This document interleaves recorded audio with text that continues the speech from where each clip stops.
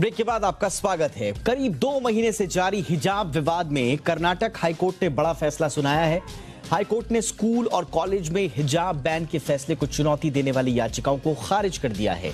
Court ने अपने फैसले में कहा है कि हिजाब पहनना इस्लाम की अनिवार्य प्रथा का हिस्सा नहीं है। आपको बता दें कि कर्नाटक हाईकोर्ट में उडुपी की लड़कियों ने याचिका दायर कर स्कूलों में हिजाब पहनने की इजाजत मांगी थी, लेकिन कोर्ट ने छात्राओं की याचिका को खारिज करते हुए कहा कि छात्र स्कूल ड्रेस पहनने से इनकार नहीं कर सकते। कोर्ट ने कहा कि इस्लाम में हिजाब जरूरी नहीं है। कोर्ट ने स्कूलों को यूनिफॉर्म तय करने का अधिकार दिया है। हाईकोर्ट का फैसला आते ही इस पर राजनीति भी शुरू हो गई है। एआईएमआईएम प्रमुख असदुद्दीन ओवैसी ने कहा कि वो इस फैसले से सहमत नहीं है, तो वहीं महबूबा मुफ्ती ने इस फैसले को निराश करने वाला बताया।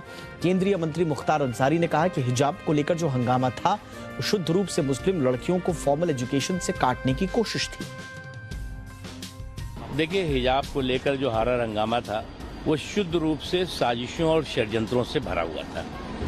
हिजाब को लेकर के जो हारा हंगामा था वो किस तरह से मुस्लिम लड़कियों को फॉर्मल एजुकेशन से बाहर किया जाए और उनको तालिबानी सोच के साथ उस जगह झोंक दिया जाए जहां पर कि फॉर्मल एजुकेशन ना मिल पाए। देखिए, कोर्ट के फैसले का हम सम्मान करते हैं और हम अपनी अदलिया पे शक नहीं कर सकते हैं, मगर हिजाब हमारे यहाँ धर्म का हिस्सा है और हमारे यहाँ इस्लाम मज़हब में हिजाब है, पर्दा है और इस्लाम मज़हब में हमारे लिए आइडियल रसूलुल्लाह की इकलौती बेटी जनाब फ़ातिमा ज़हरा सलामुल्लाह अलैहा हैं और उन्हीं ने हमें बताया है हिजाब उनकी ज़िंदगी और उनकी सीरत हमारे लिए हुज्जत है। लिहाजा मज़हब ने, धर्म ने, हमारे मज़हब इस्लाम ने हिजाब को हमारे कंपलसरी बताया है। लिहाजा हमारे यहाँ हिजाब धर्म का हिस्सा है। और इस वक्त हमारे साथ खास मेहमान जुड़ चुके हैं सुप्रीम कोर्ट के एडवोकेट आशुतोष श्रीवास्तव जी। और आशुतोष जी के पास जाने के साथ साथ दर्शकों के लिए हम 3 बातें जरा बहुत क्लियर कर दें। आज बेसिकली 3 बातें, 3 सवालों का जवाब कोर्ट ने क्या दिया है। पहला सवाल ये था कि क्या इस्लाम के तहत हिजाब पहनना एक अनिवार्य धार्मिक प्रथा है, तो कोर्ट का जवाब क्या था, मुस्लिम महिलाओं का हिजाब पहनना इस्लाम में जरूरी धार्मिक रिवाज नहीं है। ये पहली बात थी, इसको आप समझें। दूसरा सवाल था कि क्या इसे भाई अभिव्यक्ति की स्वतंत्रता से जोड़ें, निजता के अधिकार के तहत हिजाब पहनना इस्लाम के तहत क्या आवश्यक धार्मिक प्रथा है। तो देखिए, कोर्ट ने जवाब ये दिया कि स्कूल यूनिफॉर्म तय करने पर स्टूडेंट्स आपत्ति नहीं जाहिर कर सकते। स्कूल यूनिफॉर्म का प्रिस्क्रिप्शन केवल एक उचित प्रतिबंध है। तो ये दूसरा सवाल था। और तीसरा सवाल तो था कि भाई क्या जो जियो जारी किया गया था 5 फरवरी को, आपको याद होगा पूरे बवाल जिस जियो पर हुआ, वो क्या मनमाना था, बिना दिमाग लगाए जारी कर दिया गया। तो अदालत ने कहा कि सरकार के पास आदेश जारी करने की शक्ति है और उन्हीं शक्तियों के तहत आदेश ये जारी किया गया। तो इस तरह से हाईकोर्ट ने एक तरह से अपना रुख स्पष्ट कर दिया है। अब मैं जरा आशुतोष के पास आना चाहूंगा और अब आशुतोष से ये समझने की कोशिश करेंगे कि देखिए, अब पब्लिक डिस्कोर्स में आशुतोष इस पर बहस मुबाहिसें बड़ी हो रही हैं, इस पर राजनीति बड़ी शुरू हो गई है, जो स्वाभाविक भी है और एक्सपेक्टेड भी था। लेकिन अब आगे कानूनी रूप से क्या होगा, क्योंकि याचिकाकर्ताओं के पास अब सुप्रीम कोर्ट जाने का ऑप्शन बचा हुआ है। इससे पहले हमने देखा कि अनिवार्य हिस्सा है या नहीं है हिजाब पहनना। पूर्ववर्ती जो फैसले आए हैं कोर्ट्स के, वो कई तरह के हैं, भिन्न भिन्न हैं। तो अब आगे क्या होगा आशुतोष? देखिए, ये जो कोर्ट का फैसला आज आया है, ये ऐसा नहीं कि एक दिन में आया है। इसके ऊपर बहुत हियरिंग्स हुई हैं, हर एक पक्ष, दोनों पक्षों को सुना गया, दोनों को पूरी अपॉर्चुनिटी दी गई।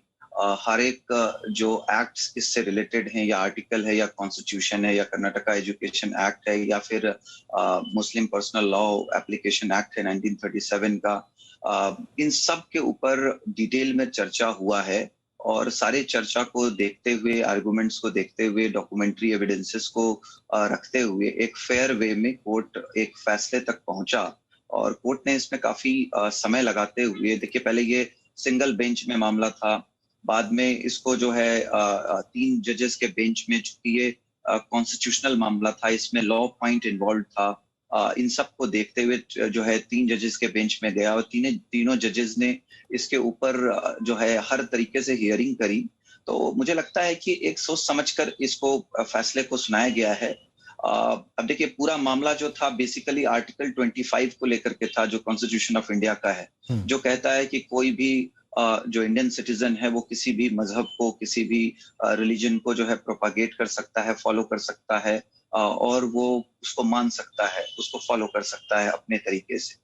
लेकिन उसी आर्टिकल 25 में कुछ रेस्ट्रिक्शंस भी हैं, जैसे कि पब्लिक ऑर्डर अगर होगा, जहां पब्लिक ऑर्डर का मामला होगा तो पब्लिक ऑर्डर को जो है ज्यादा तवज्जो दिया जाएगा, या सेफ्टी लोगों की या हेल्थ को लेकर के, या मतलब इस तरह से, या इक्वालिटी को अगर हम ले लें तो इक्वालिटी को अलग से एक आर्टिकल 14 है हमारे यहाँ कॉन्स्टिट्यूशन ऑफ इंडिया में, तो इक्वालिटी को मेंटेन करना भी जरूरी है।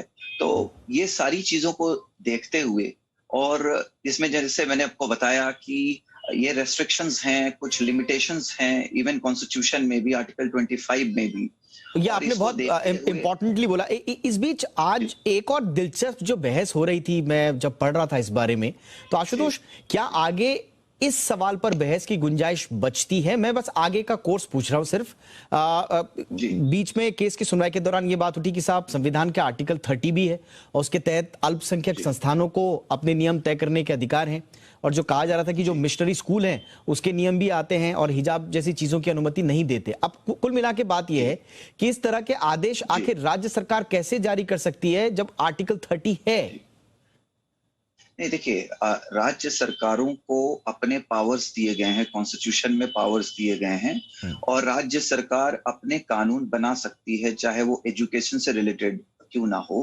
हाँ, ये बात जरूर है कि राज्य सरकार जब कोई भी कानून बनाए तो वो कॉन्स्टिट्यूशन का वायलेशन कहीं से ना करे, इस बात का उनको ध्यान रखना है। और जैसे कि मैंने बताया, अभी कर्नाटका स्टेट की बात करें तो वहां पे भी एक कानून है जिसको कर्नाटका एजुकेशन एक्ट के नाम से जाना जाता है, और उसमें एक प्रोविजन है सेक्शन 133 सबसेक्शन 2, जो ये कहता है कि जो है गवर्नमेंट ऑर्डर कर सकती है, ऑर्डर जारी कर सकती है, जो एजुकेशनल इंस्टीट्यूट्स हैं वो अपने तरीके से यूनिफॉर्म जो है वो प्रिस्क्राइब कर सकते हैं, जो स्टूडेंट्स हैं उनका वो एक यूनिफॉर्मिटी मेंटेन करने के लिए, एक कोड को मेंटेन करने के लिए, एक डिसिप्लिन, एक डेकोरम को मेंटेन करने के लिए वो इसको जारी कर सकते हैं, और उसी तरीके से इसको जारी किया गया। हालांकि कोर्ट ने मौका दिया कि आप ये इस बात को साबित कीजिए, पिटिशनर्स को मौका दिया गया कि आप इस बात को साबित कीजिए कि ये एसेंशियल रिलीजियस प्रैक्टिस का एक पार्ट है जो हिजाब है। अब उसके अंदर देखिए, जो मुस्लिम लॉ अगर हम बात करें तो वो रेगुलेट होता है मुस्लिम पर्सनल लॉ एप्लीकेशन एक्ट 1937 में बना था, उससे वो रेगुलेट होता है। तो उसके अंदर मुझे लगता है कि ऐसी कोई बात प्रूव नहीं हो पाई कोर्ट के अंदर जो ये बता सके कि जो है हिजाब एक मैंडेटरी या एसेंशियल रिलीजियस प्रैक्टिस है। मैं तो बहुत सारे चैनल्स पे भी देखा कि बहुत सारे लोग आए थे, उन्होंने डिबेट भी किया, उसमें कुछ महिलाएं भी थी जिन्होंने कहा कि हम ये एक्चुअली एसेंशियल, इसको माना जा सकता है एसेंशियल रिलीजियस प्रैक्टिस, हालांकि मैं या हमारा परिवार इसको नहीं फॉलो करता है। तो अगर ऐसी कोई बात है तो इसका मतलब है कि वो एसेंशियल का मतलब एसेंशियल होता है, तब तो हर एक पर्सन उसको फॉलो करेगा अगर इस तरह से कोई प्रेस्क्राइब्ड बात है किसी कानून के अंदर। तो मुझे लगता है इस एस्पेक्ट को भी रखा गया, इस पे सोचा गया, इस पे विचार किया। और जैसा आपने कहा लेकिन कि एकदम से नतीजे पर पहुंची हो अदालत, ऐसा नहीं है, पूरा इसमें समय लिया गया। लेकिन अब मैं एक कानूनी जानकार होने के नाते आशुतोष, एक आम आदमी का सवाल आपसे पूछना चाहूंगा, अब आगे क्या होगा? खास तौर से पिटिशनर के पास अब क्या अधिकार हैं आगे जाने के? और पक्ष विपक्ष इसमें अलग चीज है, लेकिन कानूनी रास्ता अब आगे क्या होगा, और इस पर विराम कब लगेगा अंततोगत्वा? जी, देखिए, अगर कोई ऐसी बात लगती है इस पर्टिकुलर जजमेंट में कि जहां पे कोई एडिशनल डॉक्यूमेंट्स था जो प्रोड्यूस नहीं किया जा सका उस वक्त, या अवेलेबल नहीं था, मतलब कि कोई apparent error on face of record अगर कोर्ट से हुआ है, कि अगर उन्होंने कोई ऐसे डॉक्यूमेंट्स को लगाए थे या एक्ट लगाया था जो कि कोर्ट ने कंसीडर नहीं किया लेकिन वो ऑन रिकॉर्ड था, या कोई ऐसा new discovery of new document हुआ है इस बीच में, तो वो एक रिव्यू पिटीशन भी फाइल कर सकते हैं हाई कोर्ट में ही, और या नहीं तो वो सिंपली इस ऑर्डर को डायरेक्टली सुप्रीम कोर्ट में जो है चैलेंज कर सकते हैं, वो स्पेशल लीव पिटीशन फाइल कर सकते हैं, SLP। अब इसको कोर्ट देखेगा, सुप्रीम कोर्ट, की इसमें कोई एरर हुआ है नहीं हुआ है। अगर कोर्ट को लगता है कि सच में कोई एरर है या इसके ऊपर फर्दर चर्चा होनी चाहिए, आर्गुमेंट होना चाहिए, या इस पे बहस होनी चाहिए, तो हो सकता है कि कोर्ट नोटिस इशू कर सकता है, कोर्ट उसको एडमिट कर सकता है, और नोटिस अगर इशू करता है तो ही उस केस में इस पे जो है फर्दर सुनवाई होगी।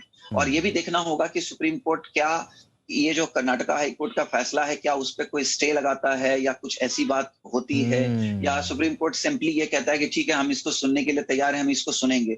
या ये भी हो सकता है कि सुप्रीम कोर्ट को अगर लगता है कि इसमें कोई एरर नहीं हुआ है, कोई गलती नहीं हुई है, कोई छोटी सी भी बारीक गलती पिटिशनर बता नहीं पा रहा है, तो उस केस में कोर्ट उसको सुनने से मना भी कर सकता है। ये भी एक पॉसिबिलिटी है। ऑलराइट जी, बहुत बहुत शुक्रिया आशुतोष। बहुत आसान भाषा में आपने कानूनी पेचीदगियां और आगे की राह क्या होगी, हम जानते हैं कि इस पर बहुत राजनीति हो रही है, बहस हो रही है, लेकिन काम की बात आपने बताई कि आगे क्या होगा और बड़ी आसान भाषा में बताई। Thank you so much. मुझे लगता है कि हमारे दर्शक बड़ा इनलाइटन हुए होंगे आपकी इन बातों से। Thank you so much Ashutosh. Thank you, धन्यवाद।